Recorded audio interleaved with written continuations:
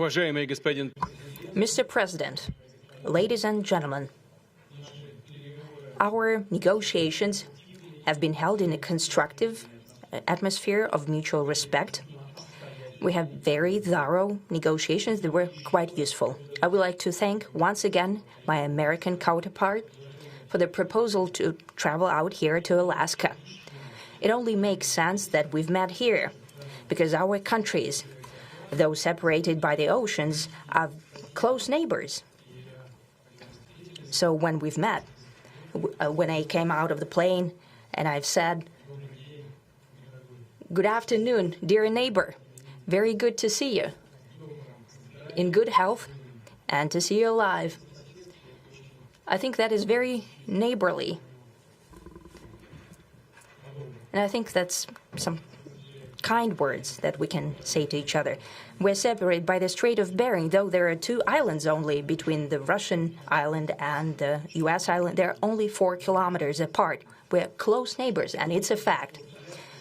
It's also important that Alaska has to do with our common heritage, common history between Russia and the U.S., and many positive events have to do with that territory.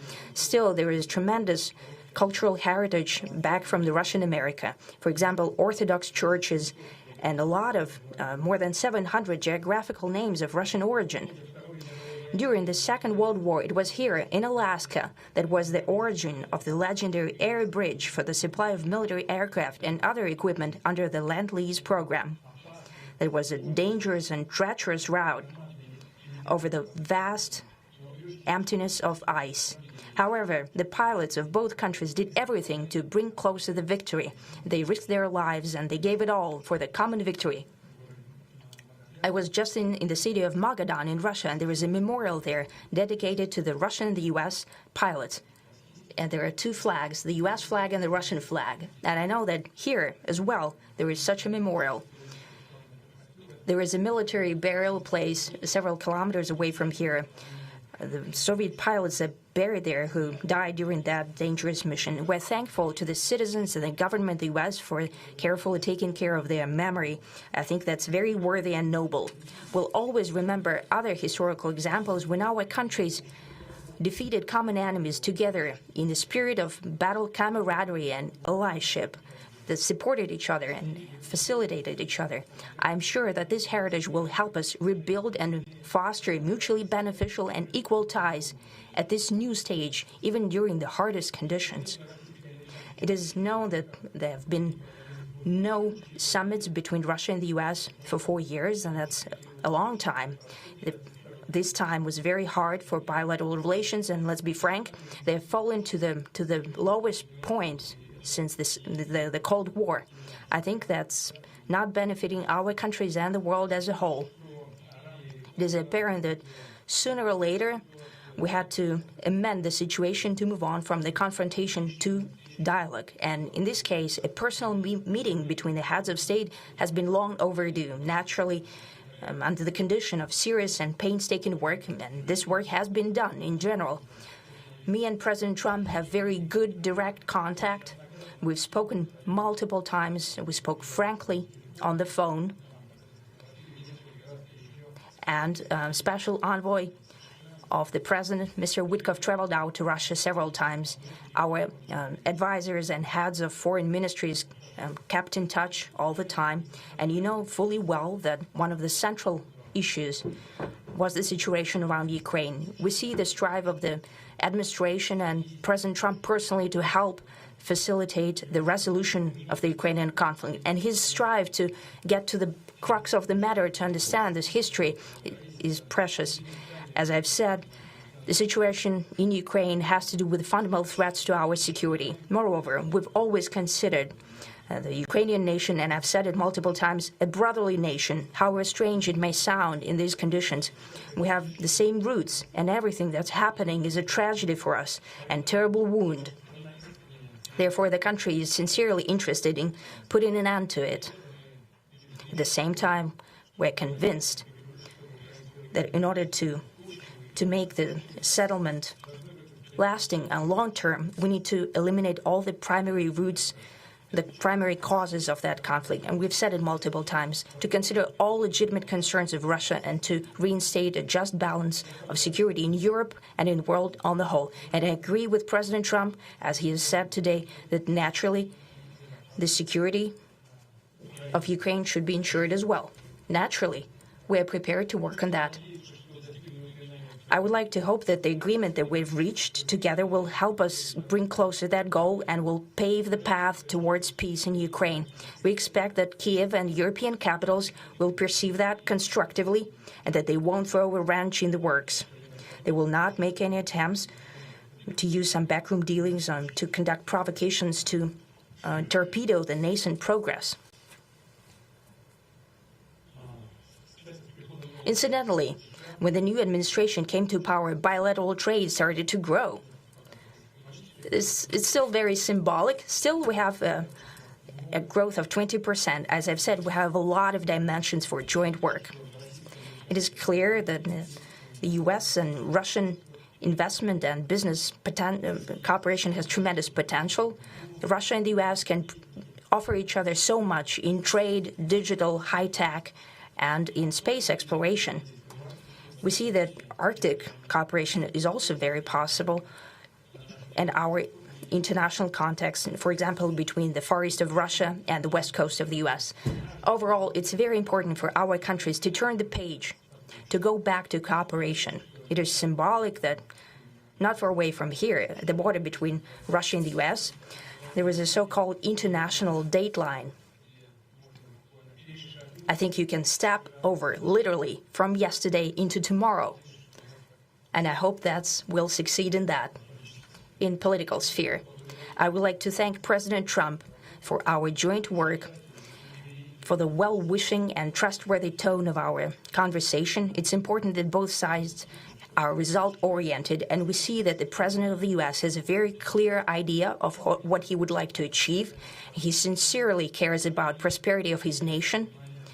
Still, he understands that Russia has its own national interests. I expect that today's agreements will be the starting point, not only for the solution of the Ukrainian issue, but also will help us bring back business-like and pragmatic relations between Russia and the U.S. And in the end, I would like to add one more thing. I'd like to remind you that in 2022, during the last contact with the previous administration, I tried to convince my previous American colleague that the situation should not be brought to the point of no return when it would come to hostilities. And I said it quite directly back then that it's a big mistake. Today, when President Trump saying that if he was the president back then, there will be no war. And I'm quite sure that it would indeed be so. I can confirm that. I think that overall, me and President Trump have built a very good, business-like and trustworthy contact. And I have every reason to believe that moving down this path, we can come, and the sooner the better, to the end of the conflict in Ukraine. Thank you.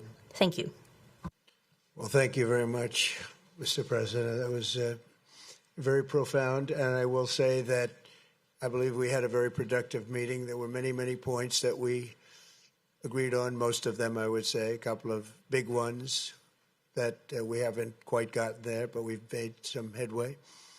So there's no deal until there's a deal. I will call up NATO in a little while. I will call up the various people that I think are appropriate, and I'll, of course, call up President Zelensky and tell him about today's meeting. It's ultimately up to them. They're going to have to agree with what Marco and Steve and some of the great people from the Trump administration who've come here, Scott and John Ratcliffe, thank you very much.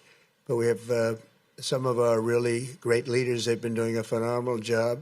We also have some tremendous Russian business representatives here, and I think, everybody wants to deal with us. We've become the hottest country anywhere in the world in a very short period of time, and we look forward to that. We look forward to dealing. We're going to try and get this over with. We really made some great progress today. I've always had a fantastic relationship with President Putin, with Vladimir. We had many tough meetings, good meetings. We were interfered with by the Russia hoax. That made it a little bit tougher to deal with, but he understood it. I think he's probably seen things like that during the course of his career. He's seen it all. But we had to put up with the Russia hoax. He knew it was a hoax, and I knew it was a hoax. But what was done was very criminal. But it made it harder for us to deal as a country in terms of the business and all of the things that we'd like to have dealt with. But we'll have a good chance when this is over. So just to put it very quickly, I'm going to start making a few phone calls and tell them what happened. But we had an extremely productive meeting, and many points were agreed to.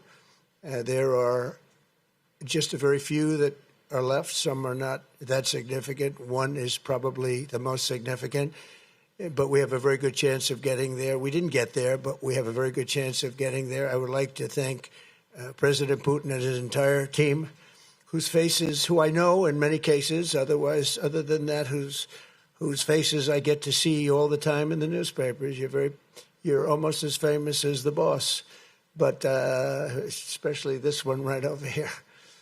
But we had some good meetings over the years, right? Good, productive meetings over the years, and we hope to have that in the future. But let's do the most productive one right now. We're going to stop really 5, 6, 7,000, thousands of people a week from being killed, and President Putin wants to see that as much as I do. So, again, Mr. President, I'd like to thank you very much, and we'll speak to you very soon and probably see you again very soon. Thank you very much, Vladimir. Next time in Moscow. Oh, that's an interesting one. I don't know. I'll get a little heat on that one, but I could see it possibly happening. Thank you very much, Vladimir. And thank you all. Thank you. Thank you. Thank you so much.